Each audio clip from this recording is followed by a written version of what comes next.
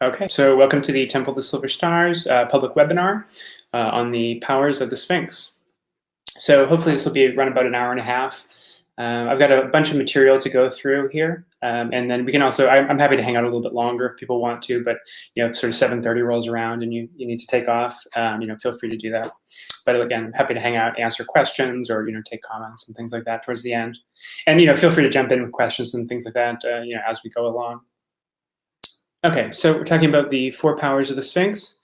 The way I'm going to sort of structure this is I'll say a little bit about the 4 powers of the Sphinx first, and then we'll kind of jump back in time and go back through some mythology and different, art and literature and cultural representations of the Sphinx, and then sort of build up to kind of the Sphinx as it appears in Western esotericism, especially in the 19th into 20th centuries, and then how it appears in Crowley's work in particular. Okay, so here we have the 4 powers of the Sphinx here. I think, as I mentioned in the description here, we'll be largely talking about the 4 powers of the Sphinx, but we'll also see at the end that there's a 5th power that's also introduced. So look forward to that. So the 4 powers of the Sphinx are to know, to will, to dare, and to keep silent. Now, sometimes you'll see these expressed as knowledge, will, courage, and silence, rather than the kind of infinitive forms of the verb, but same idea. And then sometimes you also see them in Latin. To know in Latin is scire, to will is velle, to dare is odere, and to keep silent is tacere. So you'll see all of these things. So these are the 4 powers of the Sphinx. And they mean, well, we'll talk more about kind of levels of depth in their meaning. And I think as we talk about some of the correspondences and some of the meanings of the Sphinx, a lot more depth will be added. But just to start off, we can think of these in pretty much what they appear to mean. To know can be as simple as knowledge, in the process of gaining knowledge. And of course, that can deepen into esoteric knowledge and into gnosis, to knowledge of the true will. Similarly, will can start off as simple, sort of what we might more commonly talk about as willpower, just sort of making a decision, following through with that, committing your energy, directing your energy, not sort of giving in to obstacles, things like that. Something to dare or courage, just sort of common meaning of that, sort of, resisting or moving through fear, daring to sort of to be yourself, daring to do the will, all that type of thing. And then similarly, silence can be as simple as sort of knowing when to speak and when to not speak. It can be, talking about if you're a member of an esoteric order or things like that, keeping silence about things that you're sworn to keep silence about. And then this can also deepen into sort of mystical silence and inner silence. Okay, so with that sort of brief introduction in mind, we're going to jump back and talk about, what these 4 things have to do with the Sphinx, and so what the Sphinx is and what its symbolism is. So not surprisingly, we are going to start in ancient Egypt. This here is the Great Sphinx. This is, most Egyptologists think this is about 2500 BCE, constructed probably by the pharaoh Khafre, who was this is at Giza, and Khafre was also the builder of the 2nd pyramid at Giza. There is some kind of fringe archaeology that thinks it's a lot older than that, but most sort of mainstream archaeology takes it to be about 2500 BCE. Now, there's a lot of other sphinxes, a lot of other forms of the Sphinx, and I'll show you some images of those as well. But first, I'm just going to read from this is Geraldine Pinch's book, Egyptian Mythology. So she says, the Sphinx was a mythical beast with the body of a lion or lioness and the head of a different creature. The most common combination was the body of a lion and a human head with the face of a reigning king or queen. These sphinxes embodied the power and duty of the ruler to defend Egypt. Other sphinxes had the head of rams, hawks, or even the Set monster. These served as terrifying animated guardians for temples or tombs. Standing sphinxes were usually shown trampling the enemies of Egypt and the divine order. Female sphinxes sometimes had wings, and it may be this form that influenced the development of the female sphinx of Greek mythology. Let's see, I'm going to skip down a little bit. During the 1st millennium BCE, a sphinx god called Tutu became popular. He was usually shown as a standing sphinx with wings and a tail in the form of a snake. Tutu was one of the monstrous offspring of the goddess Neith. He was invoked to keep enemies at a safe distance. The best known of all Egyptian sphinxes is the Great Sphinx of Giza, which is what's up on the screen there. This was carved out of an extremely faulty piece of an outcrop of rock during the 26th century BCE to act as a gigantic guardian for the royal cemeteries of Memphis. Both in ancient and modern times, the Great Sphinx has generated a mythology of its own. From the New Kingdom onward, it was identified with a Canaanite desert god called Haran or Hul, and worshipped as a solar deity. The two great pyramids built for Khufu and Khephren came to be thought of as the mountains of the horizon, with the Sphinx as the sun rising between them. And so we'll see later when talking about some of Crowley's works that this sort of solar connection with the Sphinx will reappear. All right, so now let's look at a few other Egyptian sphinxes here. This is a sphinx with the head of the pharaoh Hatshepsut. She was a ruler in the 18th dynasty, which is about approximately 1500 BCE.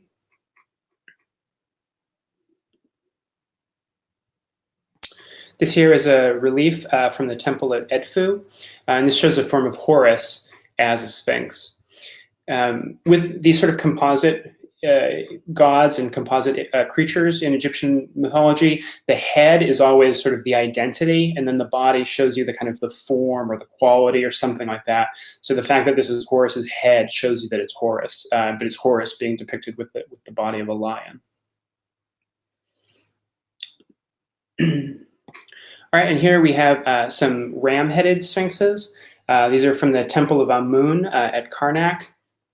And you can see that before each sphinx here, there's a pharaoh standing here. I believe that's Ramses II. And so Amun was often depicted as a ram-headed deity. He's a kind of creator deity, at least in certain times, in certain places, the kind of supreme creator god. And so he's sort of depicted here as a sphinx and as protecting the pharaoh.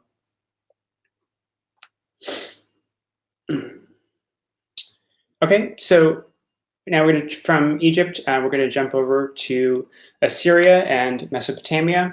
Now, Assyrian and Mesopotamian sphinxes are known as far back as like 300 BCE, so it's possible that they actually predate the Egyptian sphinx tradition. I'm not really clear about that, but just something to be aware of. And so in the Assyrian tradition, now these are the Lamassu. They are they're identified as kind of celestial guardians. They're often symbols of the heavens and of the zodiac. They're usually depicted as or employed as sort of guardians of temples and of palaces, and sometimes even of people's homes. So I'll show you a few more Lamassu images. There they are. You can see them here. Let me jump back to that one. So you can see that this Lamassu has the body of a bull and the head of a man. Here you can see, this image is a little bit dark, but you can see that the Lamassu on the right has the head of a man and wings and the feet of a bull. The one on the left, again, is winged with the head of a man, but has the feet or the body of a lion. And the image here as well, I think this is from the British Museum. I forgot to write down where these images are from. But I think this one is from the British Museum. And again, you can see they're both sort of man-headed and winged. And the one on the left has the body of a bull, and the one on the right has the body of a lion. So again, these are sort of important, as we'll see more about this combination of man, bull, lion, and eagle or bird. Let's see. Yeah, so again, these are our protectors, these are guardians, and they're associated with celestial powers. Okay, now jumping cultures again here. We're going to read from, this is from Ezekiel, one of the books of the Hebrew Bible. Now, well, I'll just read it and then I'll talk about it. So this is from book 10 of Ezekiel. And when I looked, behold the four wheels by the cherubim, one wheel by one cherub, and another wheel by another cherub. And the appearance of the wheels was as the color of a beryl stone. And as for their appearances, they four had one likeness, as if a wheel had been in the midst of a wheel. When they went upon their four sides. They turned not as they went, but to place whither the head looked, they followed it. They turned not as they went. And their whole body and their backs and their hands and their wings and the wheels were full of eyes round about, even the wheels that they four had. As for the wheels, it was cried unto them in my hearing, O wheel. And every one had four faces. The first face was the face of a cherub, and the second face was the face of a man, and the third the face of a lion, and the fourth the face of an eagle. And the cherubims were lifted up. This is the living creature that I saw by the river of Chebar. And when the cherubim went, the wheels went by them. And when the cherubims lifted up their wings to mount up from the earth, the same wheels also turned not from beside them. When they stood, these stood. And when they were lifted up, these lifted up also, for the spirit of the living creatures was in them. Then the glory of the Lord departed from off the threshold of the house and stood over the cherubims. And the cherubims lifted up their wings and mounted up from the earth in my sight. When they went out, the wheels were beside them. And everyone stood at the door of the east gate of the Lord's house. And the glory of the Lord of Israel was over them above. Okay, so sort of it's maybe difficult to follow kind of passage here, but we see again this idea of the living and a little bit of ambiguity too about whether or not this is one living creature that has four faces or four separate creatures. And so we'll see as we go along, there's some ambiguity here about just how many creatures are here and what exactly their attributes are.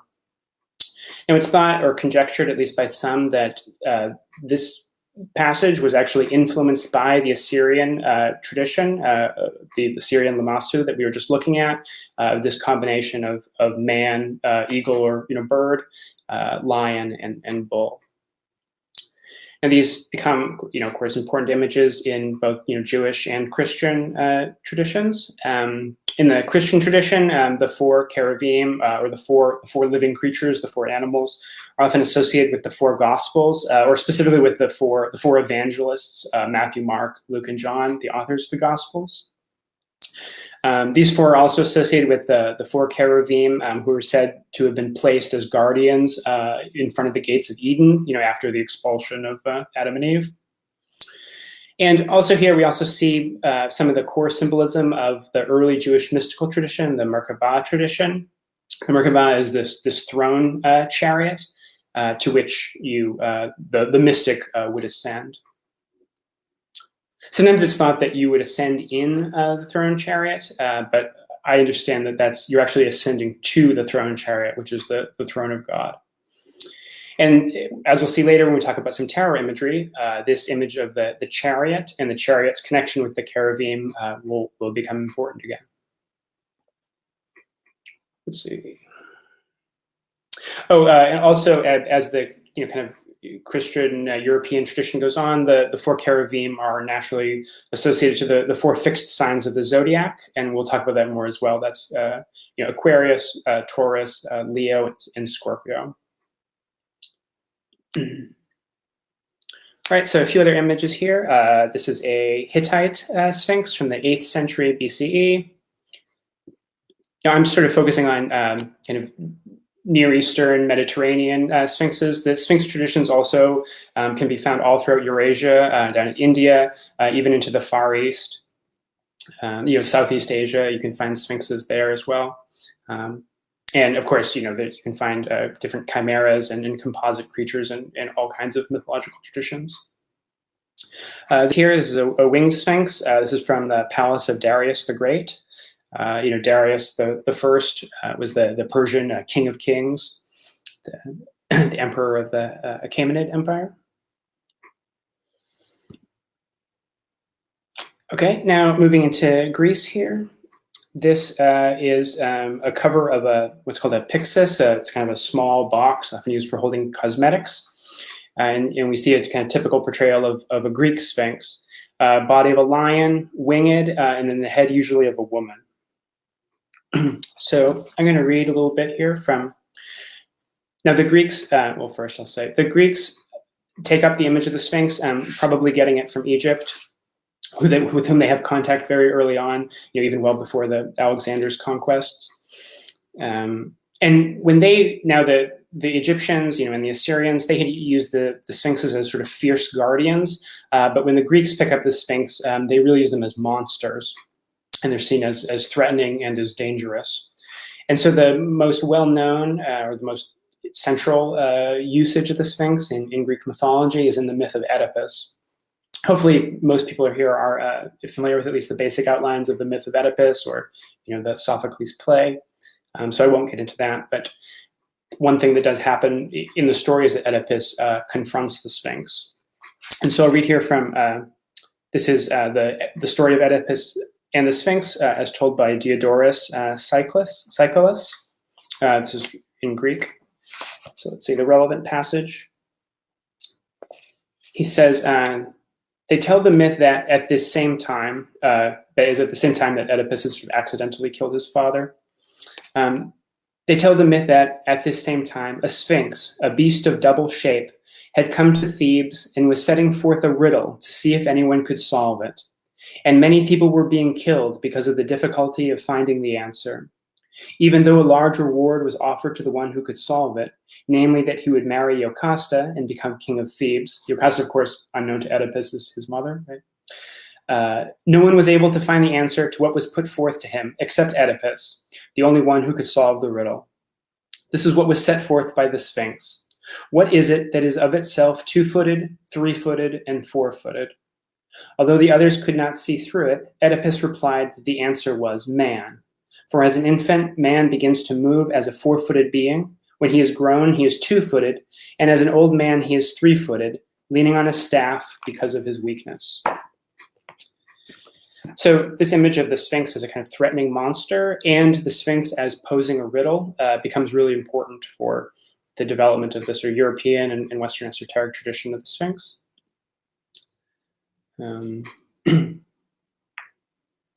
Let's see. Oh, well, so the word Sphinx is actually a Greek word. The etymology of it is not exactly clear, but it may mean to squeeze or to tighten. And the Greeks often refer to the Sphinx as the strangler. This probably comes from the lions or lionesses, when hunting, often kill their prey by biting onto the throat and strangling it.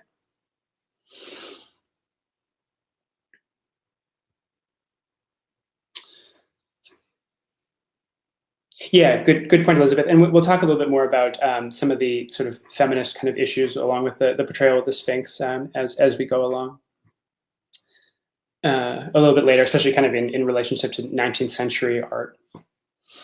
Let's see. So this is another image here. This is from a limestone funeral stele from the 5th century BCE, again portraying a kind of typical image of the Greek Sphinx. Just one or two other things about the kind of Greek mythological tradition surrounding the Sphinx. The Sphinx sort of killed anyone who wasn't able to answer the riddle. And it was said that after Oedipus solved the Sphinx's riddle, the Sphinx killed herself. Just sort of important things to notice there. Okay, so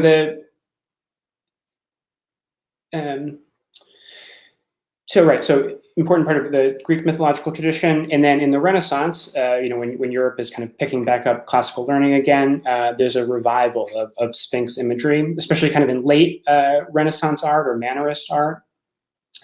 There's some kind of early archaeological work going on, where, especially in Italy, there's some recovery or delving into like the grottos from the Roman times. These are kind of underground caverns, sometimes used for initiatory ceremonies and mystery rites. And in them are these images that we now know as the grotesques, and our word grotesque comes from, which are kind of composite images of sort of humans with other animals and often plants as well. And so this kind of sparks up a revival of Sphinx imagery. And the Sphinx again sort of becomes a common, especially with the revival of classicism, becomes another kind of common image again, and especially associated with Egypt and with the mysteries of Egypt. Of course, the knowledge of reading hieroglyphics is long lost by this point. Athanasius Kircher. Many of you, if you know anything about Athanasius Kircher, it's probably that he is the creator of the version of the Tree of Life that's most commonly used in the sort of Hermetic Kabbalistic tradition. He was very, very into Egyptian culture and symbolism, and worked for a very long time trying to decipher hieroglyphics, and believed that he had done it. He was wrong, but he thought that he had done it. And in his major work, where he presents his theories about hieroglyphics, and also where that diagram of the Tree of Life appears, that book he calls Oedipus Aegyptiacus, or Egyptian Oedipus. And so he's kind of equating himself with Oedipus in a way of solving the riddle of the Sphinx, or solving the mystery of Egyptian culture. Okay, so from sort of late Renaissance, the Sphinxes become really common images in French art. And so here's a couple of examples of French Sphinxes. A lot of them are found in gardens and around palaces. Louis XVI has a lot of Sphinxes in his palaces, gardens in his palace. So this is a kind of French style Sphinx. And here's another one. All right, and then also sort of around, this kind of era. It's from Versailles. Also around this era, we also see Sphinxes. The Masonic tradition is developing and growing, and Sphinxes sometimes appear. They're not incredibly central to the Masonic mysteries, but often appear outside of Masonic temples. They're usually associated with the idea of being sort of guardians of the mysteries. Oftentimes there's two of them outside the front of the temple, and they're sometimes associated with the two pillars of the temple, Yakin and Boaz, which are really central to Masonic symbolism and Masonic ritual. Again, they have this sort of the meaning of guardians, of being protectors of the mysteries, and of being sort of mysterious in themselves, and having the connotations of being, sort of unknown, of being ancient, and usually representing ancient wisdom and the kind of barriers to ancient wisdom, that only initiates can pass beyond them. Okay, so there's a lot of the Sphinx shows up in alchemical works around this time too. I'm just going to read from one passage this is from Michael Meyer's sort of complex alchemical work, Atalanta Fugiens. And we'll see that the sort of interpretation of the Sphinx and the myth of the Sphinx is starting to become increasingly esoteric. So this is just a excerpt from a longer passage. But he says, "For the Thebans, the Sphinx is a very obscure kind of monster, which sets them riddles. Not only, however, for the Thebans, but also for the Egyptians before them, and to all other people after them, who aim at art. For the Sphinx guards the philosophical books with her riddles, as if they were the gates of Thebes. If somebody were to take no notice of the monster, nothing evil happens to him. But if somebody has the audacity of trying to solve the riddle of the Sphinx, it is his ruin if he does not succeed. That is to say, he loses his possessions and is in grief, because he has failed in this work. He who takes all these things literally is a fool, and he who connects them with history is a fool too. There is a story that the wild monsters called Sphinxes lived in Africa, but that is another question, although the fictive origin and the denomination of the Sphinx originate from there. The philosophical Sphinx, however, had a human voice and spoke in Greek and made use of fabulous animals and riddles, under which abstruse notions and doctrines lay hidden. These are the philosophical doctrines which are passed over by the common man, but which he who is conversant with the philosophical books can easily understand. For where one thing is said, something else is meant, and that identity of name is in itself already confusing. The philosophers, however, are not only permitted to use this method, but are even required to do so. After the Thebans had been vexed for a long time by the riddles of the Sphinx, Oedipus finally solved them. Oedipus was the son of the king of the Thebans, and when he was born, an oracle predicted to his father that he would once be killed by his son, after which the king ordered the child to be killed. Oedipus was hanged by his feet from a tree, but set free and brought up by a farmer. Saying I skip a little bit here. Let's see. But he says, but he had an extremely sharp intellect and solved the riddle of the Sphinx. Although the Sphinx had many riddles, the following one was put to Oedipus. What has 4 feet in the morning, 2 in the afternoon, and 3 in the evening? Oedipus's answer is not known, but others who think that the riddle refers to the 3 styles of man's life are wrong. The true meaning is that first, one should consider the square or the 4 elements, and that from there one should advance to the hemisphere, which has 2 lines, the straight and the curved one, representing Luna, who is made white. And that after that, one should pass to the triangle, which consists of body, soul, and spirit, or Sol, Luna, and Mercury. And then he quotes from another alchemical work, the stone is a triangle in its essence and a square in its properties. And then he goes on from there. But you can see that he's now actually saying that the conventional answer to the Sphinx's riddle, that it's man or humanity, is actually a false answer. And that in truth, this is a kind of encoding of alchemical wisdom and of alchemical transformation. Okay, so moving on a little bit here with some kind of art historical stuff. In the sort of, we see more sphinxes appearing in kind of French neoclassical art. This is Oedipus and the Sphinx by Jean-Auguste Dominique Ingres, mostly completed in 1808, and then sort of kind of reworked in 1827. And then from here, let's see, we can talk about, I'm going to jump forward a little bit and kind of with the art history stuff and then come back and talk about Eliphas Levi. Levi was writing kind of mainly in the 1850s, and he was actually an influence on some later 19th century art and the symbolist movement. And so we'll look at some of the images of the symbolist movement and talk about some issues connected with that, and then we'll jump back and talk about what Levi says about the Sphinx. Let's see. Oh, so we got a question here. Let's see. Let's see. So Andrew says, since the Greek Sphinx is associated with questions and riddles, is there any connection between the Sphinx and any other Greek ideas figures like Sophia, which is often portrayed as feminine, the combination of riddles and Platonic philosophy? I'm not aware of any of those connections being made explicitly. I mean, that's a really potentially interesting line of thought. Yeah, I haven't gone into extreme depth with any of this sort of stuff, so I'm sort of doing a very broad kind of overview here. But yeah, I mean, those are some really interesting, suggestive connections. Okay, so this is an image from Gustave Moreau. This is Victorious Sphinx of 1886. And you can see that he's including a lot of the kind of this Greek kind of understanding of the Sphinx in its sort of gruesome and monstrous image. But he's also portraying it as sort of beautiful and mysterious. And that kind of combination is an important thing for the symbolists. Some of the kind of sort of ambiguity and mystery images are really important to them.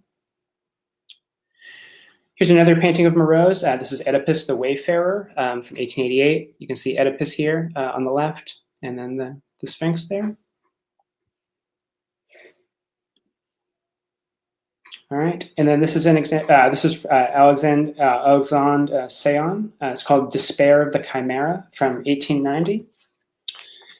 And so, like I was saying about some of these sort of questions about sort of representation of women and women being associated with sort of monstrosity or animality. There's been some divided kind of understandings of what these images as they appear in sort of late 19th century symbolist art, how those should be understood. And so I'm going to give you kind of two examples of different art historians and what they say about this. So this is from an essay by Vivienne Green. And so she's actually sort of talking about this image that you're looking at here. Let's see. And she's talking about how in the kind of late 19th century French art, the image of the femme fatale, a woman who is both sort of beautiful and alluring, but also is threatening and connected with death. She's talking about that sort of image. And so she says, the femme fatale incarnated the misogynistic scientific views that posited women as lower beings on the evolutionary scale. The female sex was allegedly atavistic and closer to animals. One impetus for the symbolist construction of the femme fatale is monstrous, a hybrid fusing woman and animal. Seyon's Sphinx-inspired creature in the despair of the chimera, that's the image that you're looking at now, an arcane reference current in the symbolist imagination, is a female composite of a woman and a lion who weeps over the loss of idealism, crushed by a material world. So you can see that in her understanding or in her interpretation of these things, these are kind of misogynistic images. But sort of jumping back a little bit in time here, this is another painting of Gustave Moreau's. This is an earlier one. This is from 1864. This is Oedipus and the Sphinx. And I'm going to read a couple of quotes from This is from Celia Rabinovich. So first, a couple of general quotes where she's talking about some of these images in our history and the representations of sort of monstrous beings, and especially as they're connected with both sort of pagan traditions and also with images of women. Let's see. So she says, an ancient pagan and Christian opposition exists in the history of art and religion. This historical opposition is embodied in the first half of the 20th century by the Surrealists, who employed pagan references to challenge dominant Catholic religion in France. The struggle between pagan and Christian elements appeared in the 19th century occult revival. And Levy, of course, is probably the central figure in the 19th century occult revival.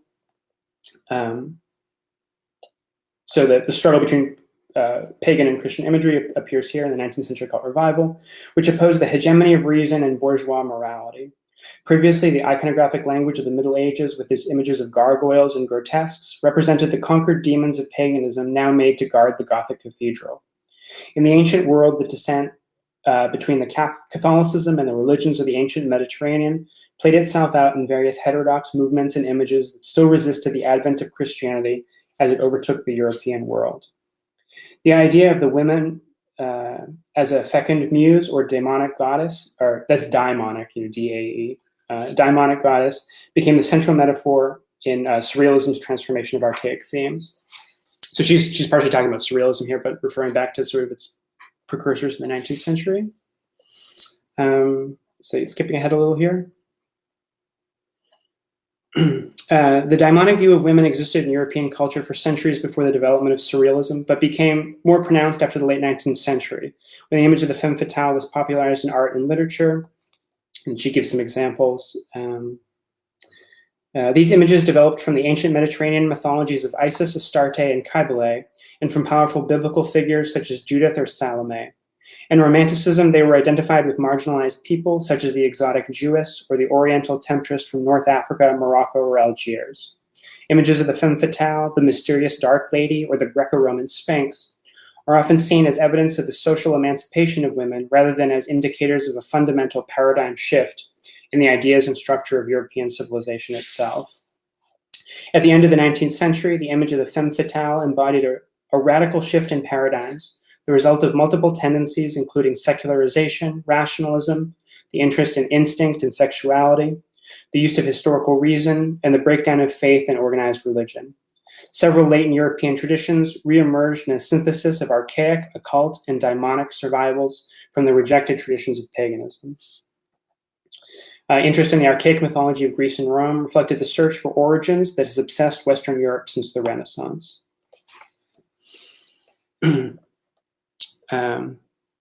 What am I reading now, Steve? This is from Celia Rabinovich's book called Surrealism and the Sacred.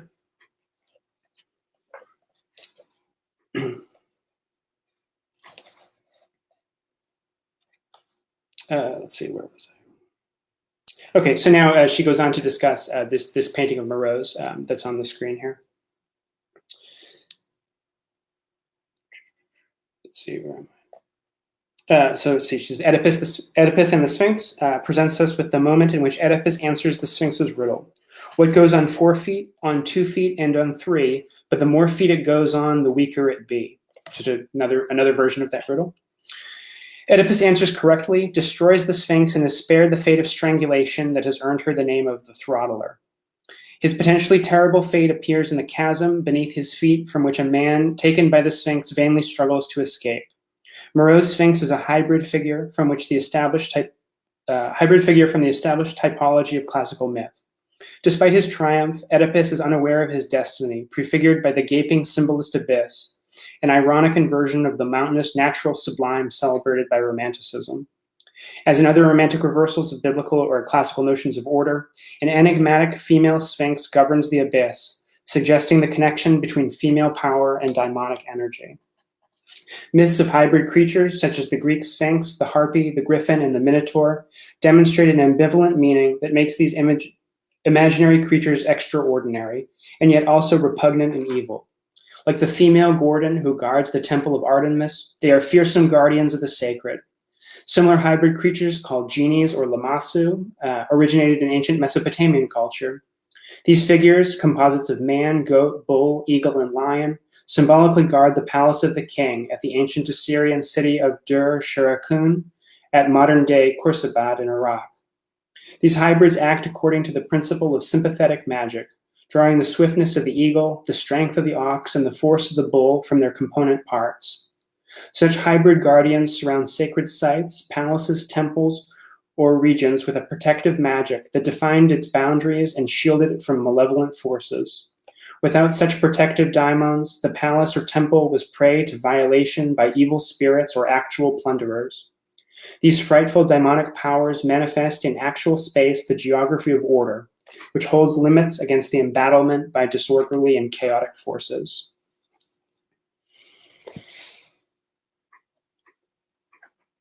Let's see. Puckham says, when you say daimon, I think of the HGA. The idea of the mysterious woman could be similar to a cis male. So is the Sphinx a type of the angel? This mysterious woman equals a cis male's angel. Very good. As we will talk about, kind of in the kind of Golden Dawn and Thelemic traditions, the Sphinx is usually attributed to Malkuth in the Path of Tav, and is especially associated with the elements. So that's something kind of lower down, but in a much broader sense. The idea of the daimon and daimonic powers can be kind of linked to the HGA, though that's a sort of a complex image. But I wouldn't want to sort of jump directly to saying like the Sphinx is the HGA. Yeah, but there's maybe some sort of interesting things to think about there. Okay, so jumping back in time a little bit here, I'm going to read a handful of quotes from Eliphas Levi. Levi, of course, is, as I was saying, the kind of central figure in the sort of 19th century French occult revival, is a major influence on the Golden Dawn and on Aleister Crowley. And Aleister Crowley actually comes to believe that he is the rebirth of Eliphas Levi, at least insofar as he can said to literally believe in reincarnation. He remains pretty skeptical about it, but certainly Levi is extremely important for him. And so it's also in Levi that we first see the emergence of this idea of the four powers of the Sphinx. Now, I had always thought that Levi actually directly talks about the four powers of the Sphinx, to know, to will, to dare, and to keep silent. And he does talk about those four powers. He also links them to the elements, to the Tetragrammaton. And he also, talks about the Sphinx related to those same sets of things, but I wasn't able to find a place where he actually talks about those four powers and sort of calls them the powers of the Sphinx. So it's possible that I just couldn't sort of track down that reference, but it may be that that it was sort of Crowley or others, maybe from the Golden Dawn, kind of interpreting Levi. But we'll see that all the kind of basic components for that idea all come out of Levi. All right, so yeah, again, I'm just going to throw out a handful of quotes here from Levi. First, from Transcendental Magic. Let's see. He talks about the mysterious origin of Oedipus, found hanging on the tree, or let's see, started too hard. So anyways, he talks about the life of Oedipus, and he says, thereafter he meets with the Sphinx, that symbol of symbols, the eternal enigma of the vulgar, the granite pedestal of the sciences of the sages, the voracious and silent monster whose unchanging form expresses the one dogma of the great universal mystery.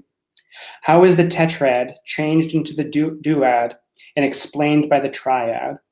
The tetrad, of course, is the kind of Pythagorean, the four.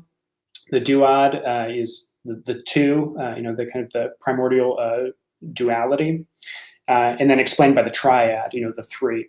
So again, sort of in a way, kind of like what Meyer was talking about, where you have this relationship between the four and the three and the two. This is the riddle of the Sphinx, but being interpreted as a kind of numerological mystery. Let's see, and then he goes on from there, and he says, in more common but more emblematic terms, what is that animal which in the morning has 4 feet, 2 at noon, and 3 in the evening? Philosophically speaking, how does the doctrine of elementary forces produce the dualism of Zoroaster, while it is summarized by the triad of Pythagoras and Plato? What is the ultimate reason of allegories and numbers, and final message of all symbolisms? Oedipus replies with a simple and terrible word which destroys the Sphinx and makes the diviner the king of Thebes. The answer to the enigma is man.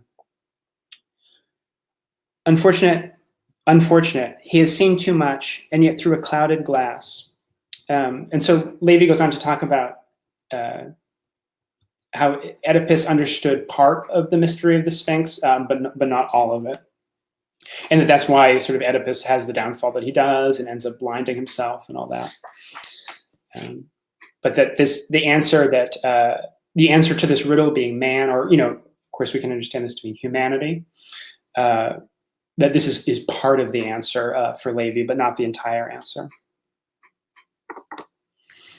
Let's see.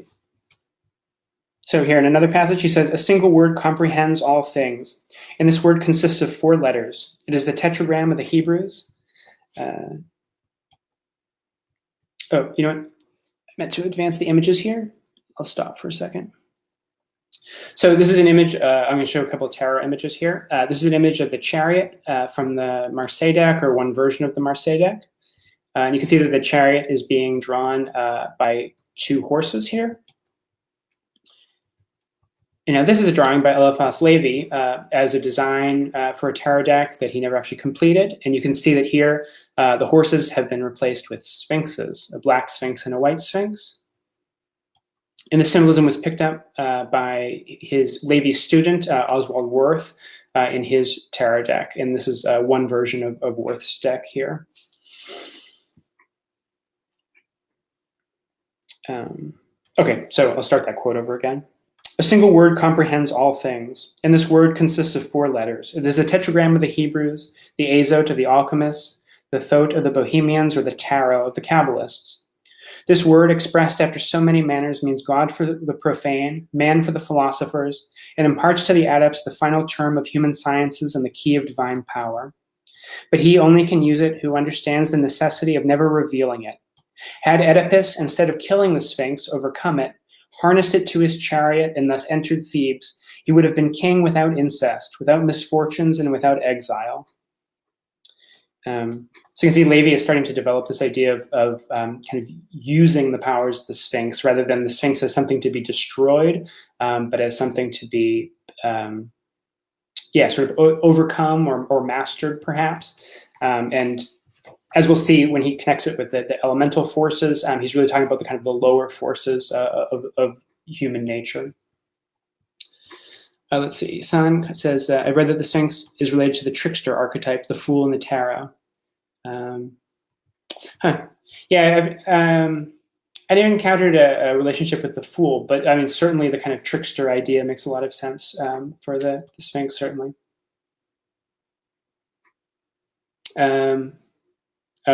You're having some connection issues there, Steve. Sorry about that. If it gets really bad, you can sort of leaving the room and re-entering sometimes, but of course you'll miss things there too. If you're on a laptop, that seems to work better too, but usually connectivity issues are on your end, unfortunately. Okay, let's see. Jumping ahead to the next quote here.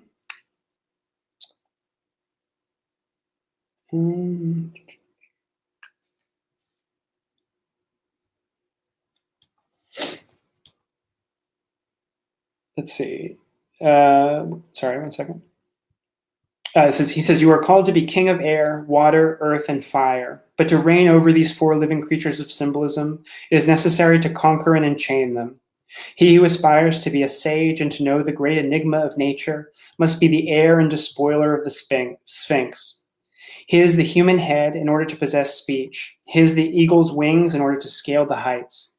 His the bull's flanks in order to furrow the depths. His the lion's talons to make a way on the right and the left, before and behind. So again, I think there's a very 19th century kind of flavor to this. These ideas about sort of mastering nature and things like that we may not be sort of particularly into now. But there is this idea of the Sphinx related to the 4 elements and to 4 sort of powers of the elements and the 4 animals that make up the Sphinx. being related to a set of powers that are acquired by the magician and acquired by the adept. This here is a drawing of Eliphas Levi's. Don't worry about all the sort of symbols down at the bottom, although you will notice that in the he calls this here the Pantacle of Ezekiel. You see the words taro, T-A-R-O, or rota, which is wheel, R-O-T-A. And we can also read it as Torah, T-O-R-A, or law. So there's a bunch of that imagery going on there. But mainly this is a depiction of the four living creatures, from the vision of Ezekiel, the lion, the bull, the man, and the eagle, which he's equating with the Sphinx here. And as we saw, they kind of emerge out of that same sort of tradition. And now in Levi, the four living creatures of Ezekiel has been kind of reunited again with the Sphinx. Okay, so here we've got the tetragrammaton elements, the fixed signs, and the cherubim. So along the top, reading from right to left, we have the tetragrammaton, the four-lettered divine name, Yod He Vav He, attributed to the four elements, fire, water, air, and earth, also to the four fixed signs of the zodiac, Leo, Scorpio, Aquarius, and Taurus. And then those to the four creatures that we've been talking about, the four cherubim, the lion, the eagle, the man, and the bull, which are now seen to sort of to compose the Sphinx in Levi's way of talking about it.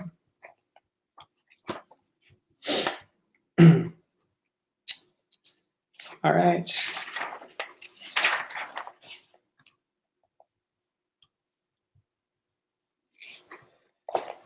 Next quote here.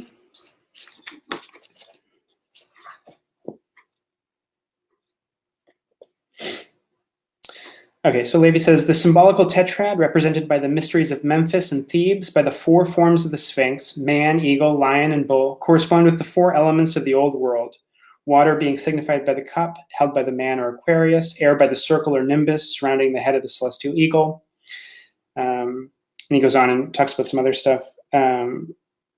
Now these four signs, with all their analogies, explain the one word hidden in all sanctuaries, that word which the Bacchantes seemed to divine in their intoxication when they worked themselves into the frenzy for Io, Evo, He. What then was the meaning of this mysterious term? It was the name of four primitive letters of the mother tongue. Yod, symbol of the vine stalk or paternal scepter of Noah. He, type of the cup of libations and also of maternity. Vow, which joins the two and was depicted in India by the great and mysterious Lingam. And he sort of goes on from there. But again, he's sort of equating, again, these four animals with the four elements and with the four letters of tetragrammaton.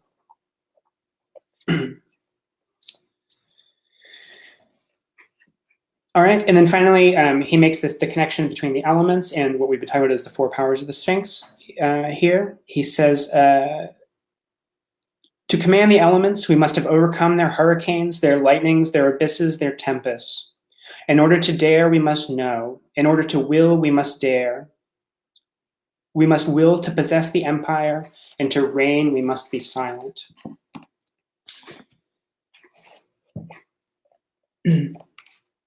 All right, and then a couple more quotes from, those are all from Transcendental Magic, which is also called Dogma and Ritual of High Magic. And then also a few quotes here from his last book. This is his book, The Great Secret, also called Occultism Unveiled. And he says, again, I'm just going to throw out a few quotes here. To attain such an achievement, it is necessary to know what has to be done, to will what is required, to dare what must be attempted, and to keep silent with discernment.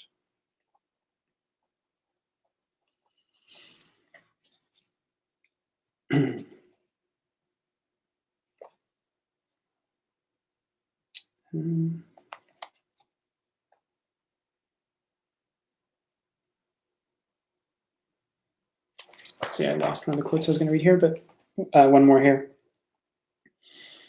He says, the great clue to the riddle of the Sphinx is God in man and in nature. Those who separate man from God separate him from nature, because nature is full of God and recoils in horror from atheism. Those who separate man from nature are like sons who would honor their father by cutting off his head. God is the head of nature, so to speak. She would not exist without him. He would not manifest himself without her. Yeah, I couldn't find that other quote, but I think we've got the basics here.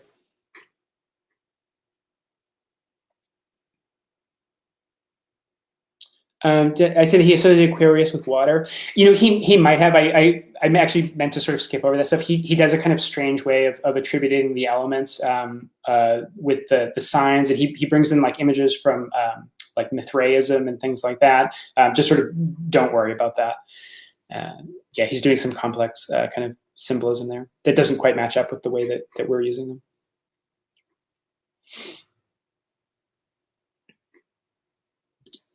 Okay, so we've got the 4 powers of the Sphinx again here. Let's see. Now I'm going to read a couple of quotes from. Well, let's see. Where am I? Oh, I was going to say about some of the. I kind of, in the interest of time, I left this out. But there's other interesting tarot imagery here that we could have gone into, especially with the 21st trump, the world, or what Crowley calls the universe. We see the 4 living creatures there in a very interesting way, and with a female figure in the center who kind of harmonizes them and dances among them, who's often associated with the anima mundi, the soul of the world. So there's a lot of other interesting stuff there, and and in Crowley's deck we see the Cherubim in a bunch of other places too, like in the Hierophant, and we'll see the Crowley's version of the Chariot in a moment. Let's see. So in the Golden Dawn, in their rituals, the Sphinx appears there as well. They associate the Sphinx with the 32nd path, with the letter Tav. The 32nd path connects Malkuth with Yesod, the 10th Sephirah with the 9th. And so in their Theoricus ritual, the 2 = 9 grade, the candidate sort of symbolically confronts 4 guardians who correspond with the 4 cherubim and with the 4 fixed signs of the zodiac. And so in the process of this, the line is spoken. The Sphinx of Egypt spake and said, I am the synthesis of the elemental forces. I am also the symbol of man. I am life and I am death. I am the child of the night of time. And so this is a reference to the 21st tarot trump, whose esoteric title is the Great One of the Night of Time.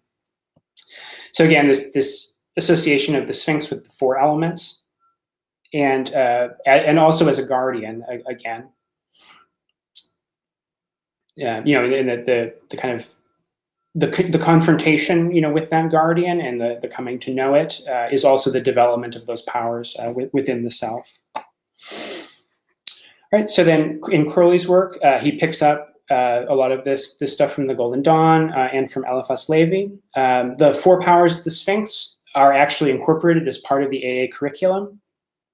They're assigned to the neophyte. The neophyte grade corresponds with Malkuth, and the neophyte also traverses the path of Tav. In the AA system, you're kind of working the path that's ahead of you, whereas in the Golden Dawn, you just sort of ascended the path in the kind of lead up to the initiation to the next grade. If that's too complex, just sort of don't worry about it. But the point is that the initiate of the Malkuth grade is also working the path of Tav in preparation to advance. And the Sphinx can be attributed to both to Malkuth, which is understood as the 4 elements, or the sphere of the 4 elements, as well as to Tav, like we've been talking about it. So I'll read quotes here from 2 of the kind of core statements of the AA curriculum. From Liber 185, Crowley says of the neophyte that he shall pass the 4 tests called the powers of the Sphinx. And in Liber 13, he says, examination in the 4 powers of the Sphinx, practical, 4 tests are set. And so that's all he says, and obviously sort of all he really can say. These are practical tests, and tests that the superior of the initiate would set for them. And so knowing about them in advance, would obviously kind of spoil would spoil the experience. But Crowley did expect neophytes to actually develop these powers. And not just sort of come to understand them, but to actually develop them within themselves, and that they would be tested in this development. Okay, so I'm going to read a quote here. This is from book 4. This is from chapter 21 of Magic and Theory and Practice. Crowley says, "Of the powers of the Sphinx, much has been written. Wisely, they have been kept in the forefront of true magical instruction. Even the Tiro can always rattle off what he has to know to dare, that he has to know, to dare, to will, and to keep silence. It is difficult to write on this subject, for these powers are indeed comprehensive, and the interplay of one with the other becomes increasingly evident as one goes more deeply into the subject. But there is one general principle which seems worthy of special emphasis in this place. These four powers are thus complex because they are the powers of the Sphinx. That is, they are the functions of a single organism. Now, those who understand the growth of organisms are aware that evolution depends on adaptation to environment. If an animal which cannot swim is occasionally thrown into water, it may escape by some piece of good fortune, but if it is thrown into water continuously, it will drown sooner or later unless it has learned to swim.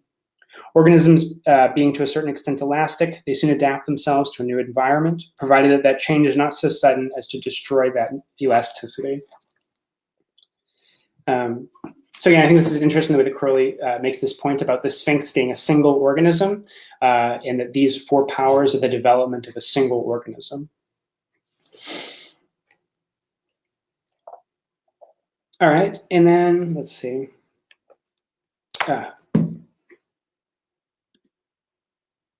So this is in images from Crowley's deck, the deck that he did with Lady Frida Harris. This is their version of the chariot.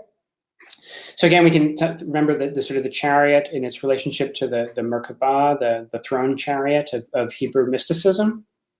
And we also see the sphinxes here. We now have seen four separate sphinxes. And what's happened is that the four animals, the lion, the bull, the man, and the eagle, or perhaps the woman here, you can see this one has breasts there. So Crowley's sort of using although the man is the kind of traditional attribution for Aquarius, he's kind of going with the female image of the Sphinx. And so the four animals have become, can't quite think of the right word here, but one of the animals has the head of the bull, one has the head of the lion, one has the feet of the bull, one has the feet of the lion, and so they become sort of shuffled together, so that each animal can, corresponds. Each of the four guardians here has powers from, or the pieces of, all four animals. I hope that makes sense. It's kind of a complicated thing. The permutations of the four powers. And so Crowley talks about these as representing the 16 sub-elements, fire of fire, water of fire, air of fire. That's something we talked about in the last class on the elements in the pentagram, if any of you were there for that. So we've now got the sort of the permutations of all the powers and all of their various combinations, being the four living creatures now that are drawing this chariot. Okay, so in another work of Crowley's, Liber 150, also called, I'm not sure how to pronounce this word. The Hebrew word here is spelled Nun Aleph Lamed, which means a sandal. It has the value of 150. This book is also called De Lege Labellum.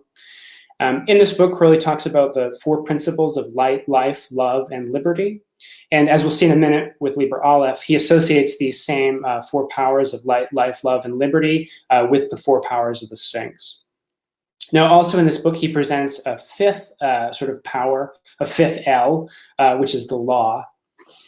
And so these sort of five L's that you see here, now the equivalent of L in the Hebrew is Lamed, which has a value of 30. And so the 5 times 30, the five L's, sums to 150, which is this word for sandal.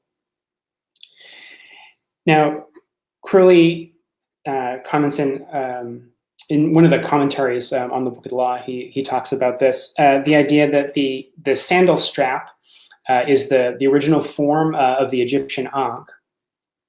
And this is actually, unlike some of the other Egyptology that Crowley relies on, it's not definite, it's still sort of controversial, but there are Egyptologists who still believe this to be true, that the ankh symbol derives from the sandal strap. So I'll show you a couple of ankh images here.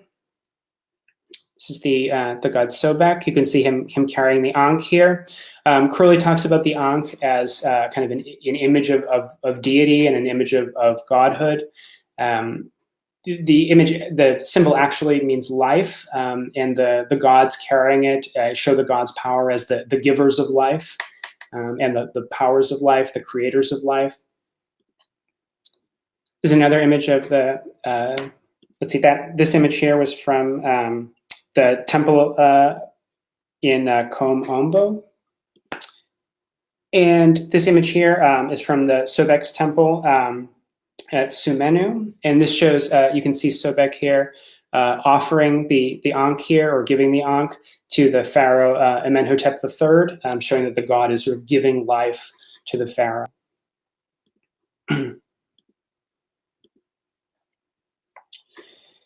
So again, this image of the Ankh for the Egyptians, it talks about the bestowal of life, the giving of the life power, and Crowley understands it as the kind of the image of deity or the image of divinity.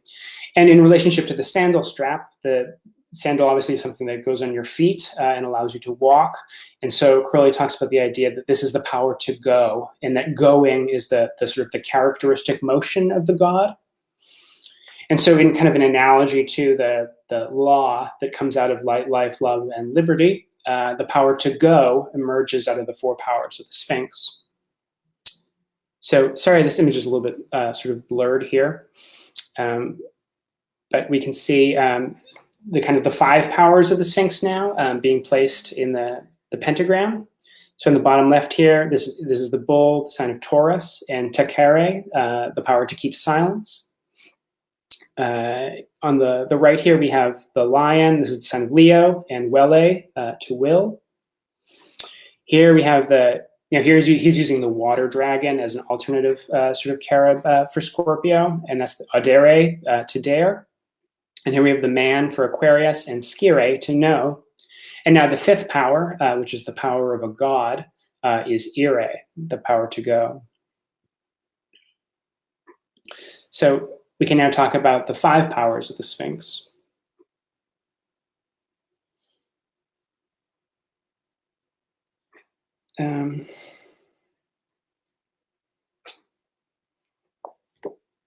Yeah, so we now have five powers of the Sphinx that we can talk about, similar to the way that that spirit emerges out of the four elements and emerges as their unity.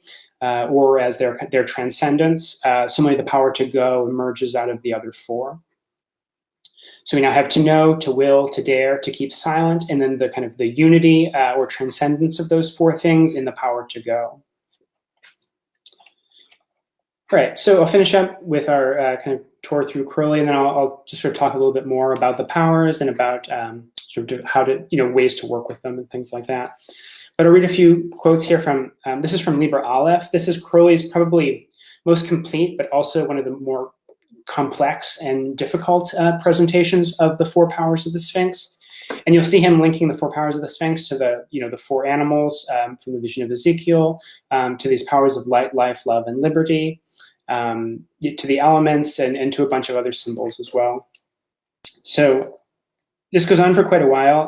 The chapters in Liber Aleph are a page each, but we've got about 10 chapters worth of material here, all in the Sphinx. So I'm just going to read some quotes here, some excerpts.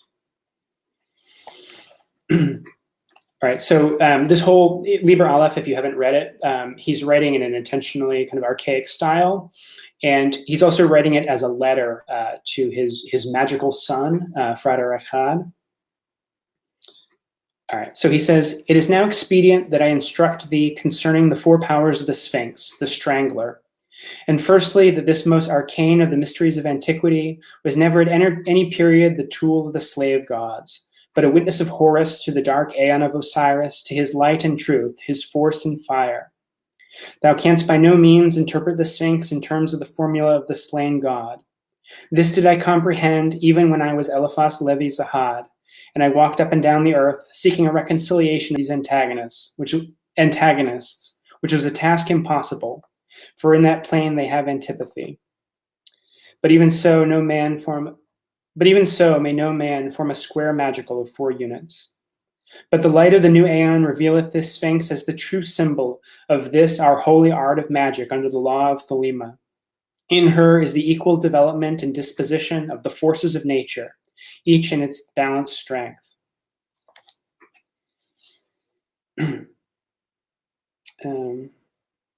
Okay, and then he goes on in the next chapter and says, firstly, this Sphinx is a symbol of the coition of Our Lady Babylon with me, the beast in its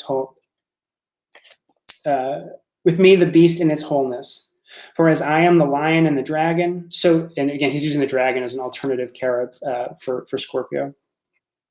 For as I am the lion and the dragon, so is she the man and the bull in our natures, but the converse thereof in our offices, as thou mayest understand by the study of the book of the vision and the voice. It is thus a glyph of the satisfaction and perfection of the will and of the work, the completion of the true man as the reconciler of the highest with the lowest. So for our convenience conventionally to distinguish them.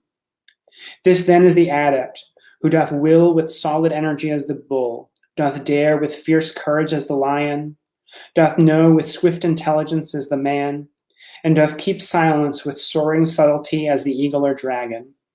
Moreover, this Sphinx is an eidolon of the law, for the bull is life, the lion is light, the man is liberty, and the serpent is love.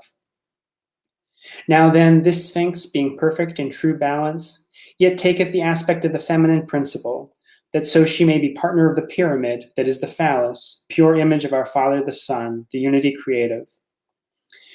The signification of this mystery is that the adept must be whole himself, containing all things in true proportion, before he may maketh himself the bride of the one universe transcendental, in its most secret virtue. Let's see, a couple questions here. Let's see, Andrew had said, does the feminine Leo in that tarot card refer to the strength arcana? You might have asked that a few minutes ago. I'm not sure what you were referring to there. I mean, that's an interesting connection. I mean, certainly the strength card, corresponds with Leo. And yeah, I can make a copy of the slides available. I'll put it on the forum for members, and I can to email it. I'll give you my email address at the end, and I can email them to anybody who wants them. Okay, so then Crowley goes on and talks about each of the four animals, which in the interest of time, I'm going to skip over. You'll also have noticed there that the correspondences between the four animals and the four powers was different than they were in this image here. This is something that Crowley does. He often sort of reconfigures different sets of symbols in different ways at different times in order to sort of teach different lessons. And that's something I'll come back to at the end about how exactly these things should correspond. Okay, so a few chapters later, he says, "See now our Sphinx, with what subtlety and art is she made whole. Here is thy lion, here is thy light, the lion, the necessity of thy nature, fortified by thy life, the bull, the power of work, and guided by thy liberty, the man, the wit to adapt action or environment. These are three virtues in one, necessary to all proper motion, as I may say in a figure," let's see, and he goes on with a kind of metaphor about an archer. And then at the end he says, "Thus is thy dragon to be cherished of thy lion, but if thou lack energy, endurance of the bull, thy tools lie idle. And if cunning and intelligence, with experience also of thy man, thy shaft flieth crooked. So then, O my son, do thou perfect thyself in these four powers, and that with equity." All right, and then finally, kind of carrying on with this sort of Egyptian theme, and also the idea that the Sphinx being feminine is kind of paired with the pyramid being masculine. But I think we can also talk about the four powers of the Sphinx as a pyramid, which I will talk about in a moment. So here in the final chapter where he discusses the Sphinx, he says, "Now then at last art thou made ready to confront the pyramid, when thou art established as a Sphinx. For it also hath the four square base of law, and the four triangles of light, life, love, and liberty for its sides, that meet in a point of perfection that is Hadid, poised to the kiss of Nuit. But in this pyramid there is no difference of form between the sides, as it is in thy Sphinx, for these are all wholly one, save in direction. Then art thou in harmony of the four, by right of thine attainment of adeptship, the crown of thy manhood, but not in identity, as in Godhead.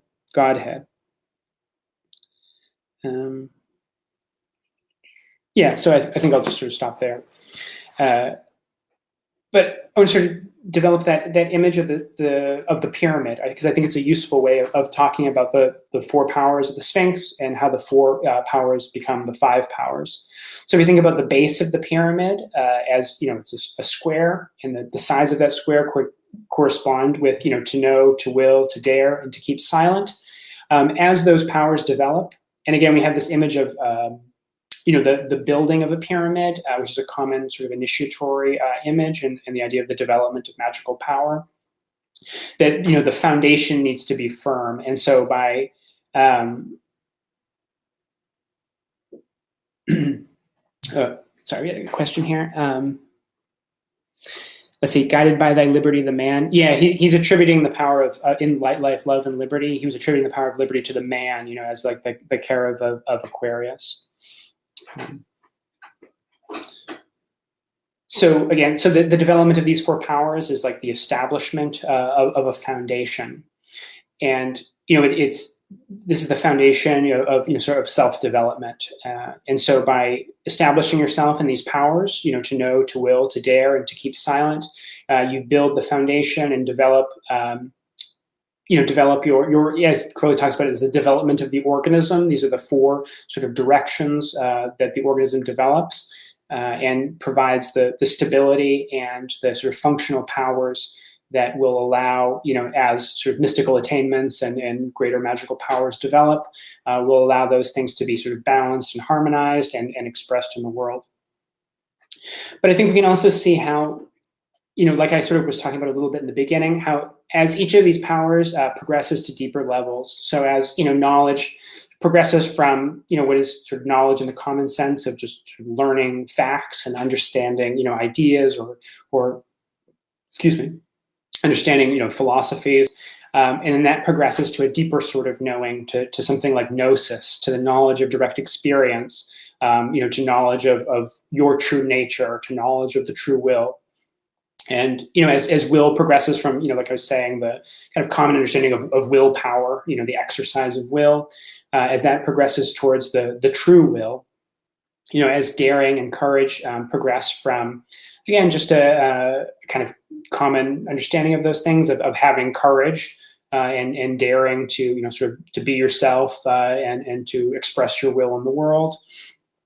As that sort of approaches, Crowley talks about the courage at its sort of higher levels being the courage to like accept all phenomena, to reject nothing, to accept all of your life and everything that confronts you without any kind of fear or revulsion. And then similarly, as silence goes from sort of knowing when to keep your mouth shut, keeping mystical secrets and things like that, keeping sort of things that need to be internal.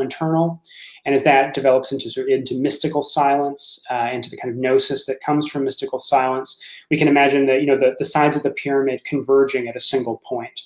And that single point is the power, to go, ire, the power of walking your own path. And, that's the sort of the true will, I would say, the power of the God, the power to go, the power to sort of be yourself in dynamic and, expressive motion in the world. And I think that's an important, that sort of progressive way of thinking about these things is important. That, the neophyte in AA is being tested in these things in more or less their mundane sense. But that as you sort of go along, they're not left behind, but that they become progressively subtler. And so that these powers of the Sphinx are something that are worked, at all levels and at all stages. It's just that as you go on, they become subtler and deeper, and they also begin to converge into the one thing, that we can call the true will. So I wanted to suggest a few sort of exercises for beginning to work with these things, because, like I said, just understanding the symbolic meaning of these things, or understanding the theory behind them, or understanding the imagery and the symbolism of the Sphinx, like we've been presenting. I think that stuff is sort of a helpful background, but it's really about actually cultivating these things and actually understanding these powers in your life, that they actually matter and have real meaning and real sort of efficacy for personal and magical development.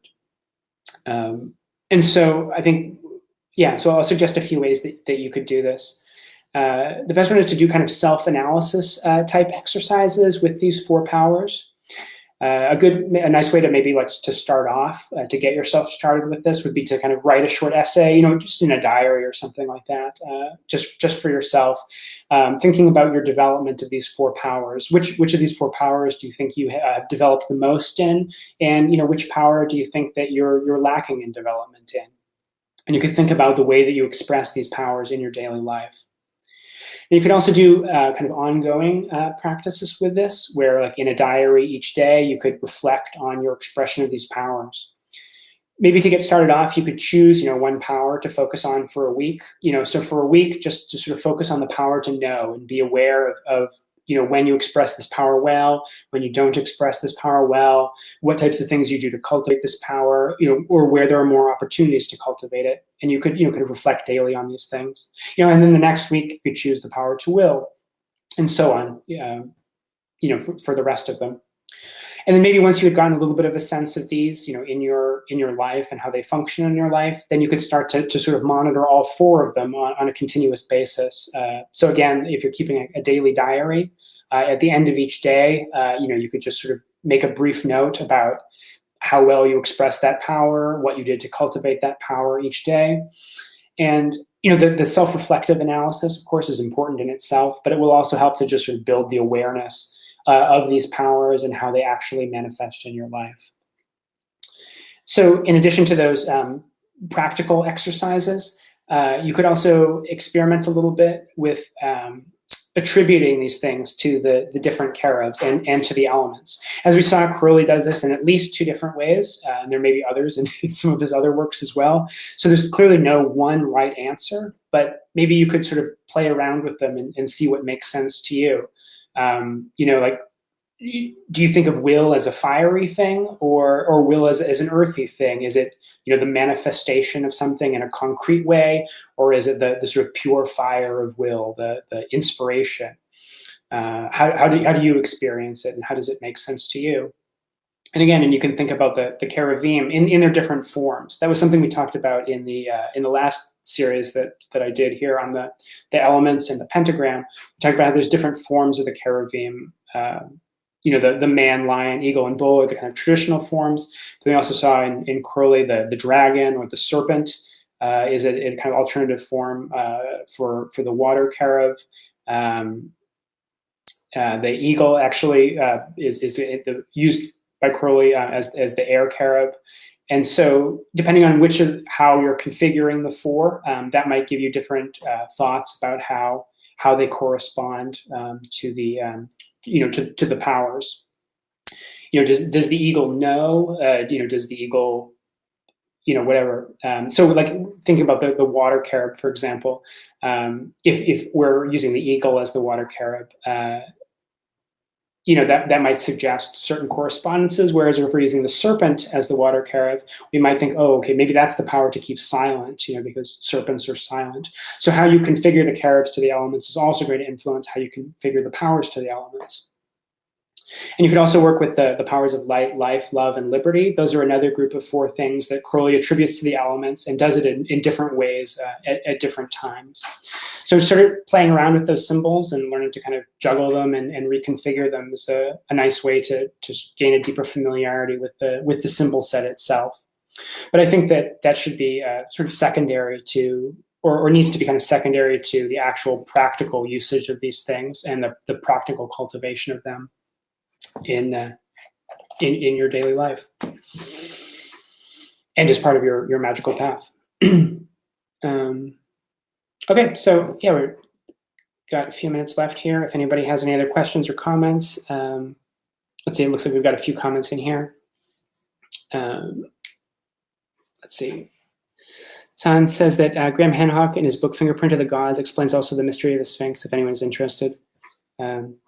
Yeah, I'm not really familiar with Hancock's work, but I know that he talks a lot about the kind of Egyptian mysteries. I know that he also kind of disagrees with a lot of mainstream archaeology. I think those kind of alternative takes on a lot of those things can be sort of interesting and suggestive. So that might be a nice place to look.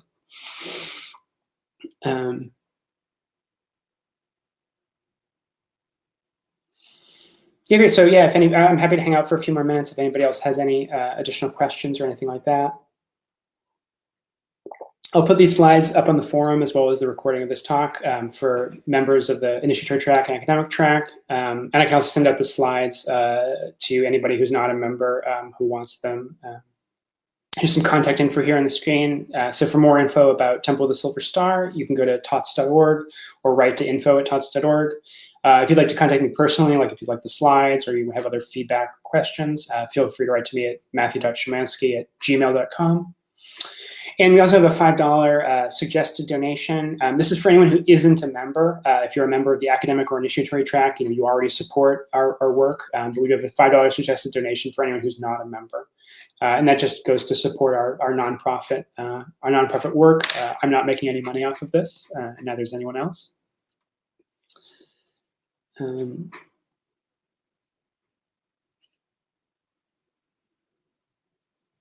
Let's see. Kristen says she knows that the sandal word nun ayin lamed also breaks down to nun ayin equals moving and lamed equals ox goad. So even more symbolism for going. Oh yeah, that's great.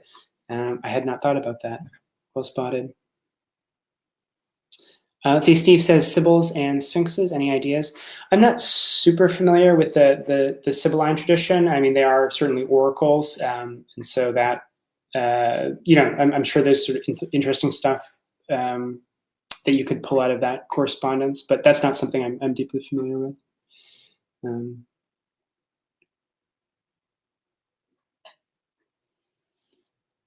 Yeah, thanks everybody.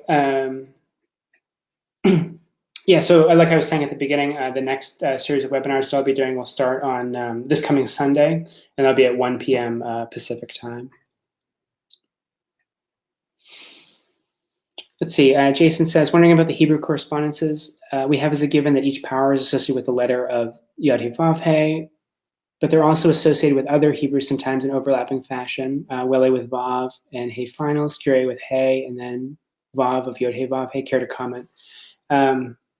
Yeah, so they're definitely associated with the elements, and so they get like in 777. They can be associated with like Aleph, Mem, Shin, and Tav. And then, in Liber Aleph, he's doing some other correspondences with the Hebrew letters as well. Again, I mean, this is sort of more examples of Crowley, kind of using these things as modular symbols to be sort of rearranged for different purposes or contexts. I don't have any like specific comments about that. But I think just a kind of another lesson in the importance of being like flexible with these symbols and seeing that they can be reconfigured for different contexts.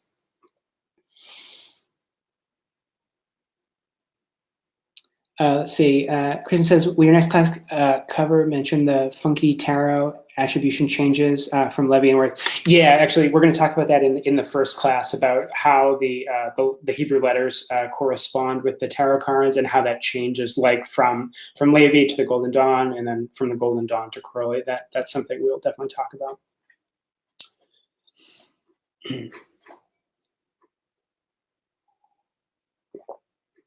Oh yeah, you probably saw that. Actually, I wasn't thinking about that when I showed the image from Worth's chariot. There, it had the letter Zayin there rather than half. Yep.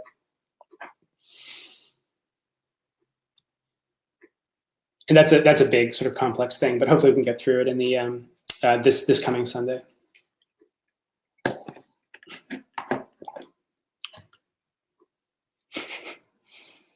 Great. I'm glad your interest was piqued, Elizabeth.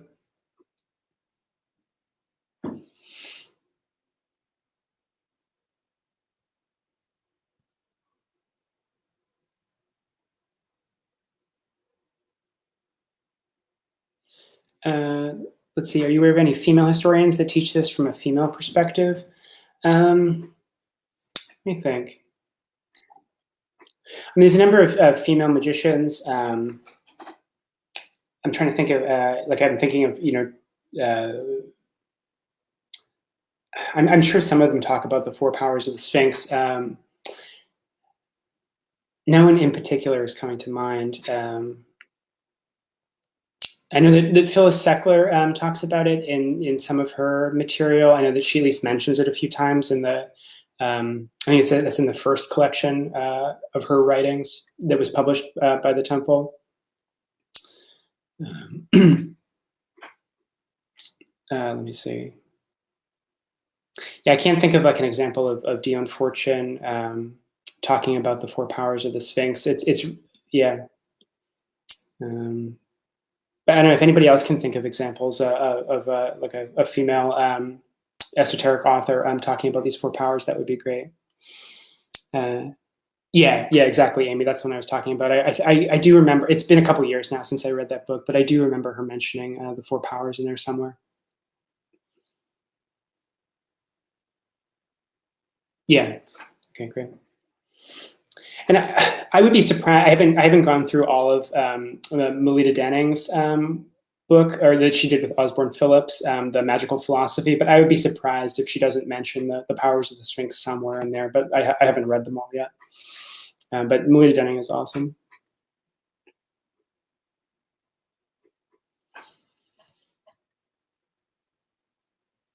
All right, let's see. I see one more comment coming in.